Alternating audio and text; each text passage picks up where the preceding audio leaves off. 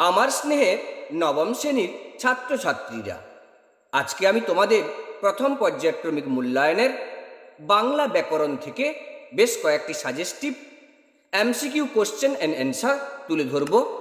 তোমরা মনোযোগ দিয়ে অবশ্যই শুনবে এবং শেয়ারের মধ্য দিয়ে বন্ধুদের শুনতে সাহায্য করে দেবে। এখন আমি শুরু করছি নবম শ্রেণীর বাংলা ব্যাকরণ, ধ্বনি ও ধ্বনি পরিবর্তন, বেশ কয়েকটি suggestive MCQ question and answer. প্রথম প্রশ্ন, মৌলিক স্বরধ্বনির সংখ্যা কয়টি? 7টি। মৌলিক স্বরধ্বনিগুলি হল অ, আ, হস্যই, এ, ও, হস্যৌ, এ। অর্ধস্বর কয়টি? 4টি। অর্ধস্বরগুলির নাম লেখো। হস্যই, হস্যৌ, এ, ও। যৌগিক স্বরধ্বনির নাম লেখো। ঐ, ঔ। মিশ্র স্বরধ্বনি কোনটি? রি। অনুনাসিক স্বরধ্বনি কোনগুলি? হস্যই, আ, হস্যৌ। উচ্চ স্বরধ্বনি কোনটি? হস্যই, হস্যৌ। নিম্ন স্বরধ্বনি কোনটি? আ। কেন্দ্রীয় স্বরধ্বনি কোনটি? আ। সংবৃত স্বরধ্বনি কোনটি? হস্যই, হস্যৌ। অর্ধ সংবৃত স্বরধ্বনি কোনটি?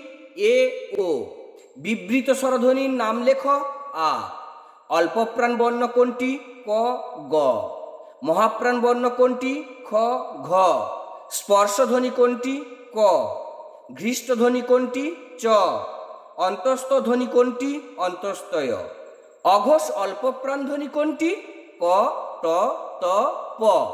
অঘোষ মহাপ্রাণ ধ্বনি কোনটি? খ, ঠ, থ, ফ। ঘোষ অল্পপ্রাণ ধ্বনি কোনগুলি? গ, ড, দ, ব। ঘোষ মহাপ্রাণ ধ্বনি কোনটি? ঘ, ঢ, ধ, ভ। নাসিক্য ধ্বনি কোনগুলি? উঁ, ইয়, দন্তেন, ম। পার্শ্বিক ধ্বনি কোনটি? ল। তাড়িত অল্পপ্রাণ ধ্বনি কোনটি? অঢ়। তাড়িত মহাপ্রাণ ধ্বনি কোনটি? আঢ়্য। কম্পন জাতীয় ধ্বনি কোনটি? র। উষ্ণ ধ্বনি কোনটি? তালবেশ, দন্তেশ। কণ্ঠনালীয় ধ্বনি কোনটি? হ। সমীভবনের অপর নাম কি? সমীকরণ। স্বরভক্তি কথার অর্থ কি? স্বরের দ্বারা বিভাজন। অপিনীতির পরবর্তী স্তরের নাম কি? অভিশ্রুতি।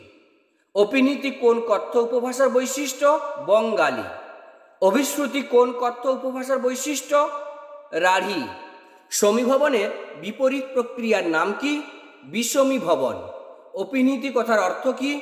পূর্বে সন্নিবেশিত।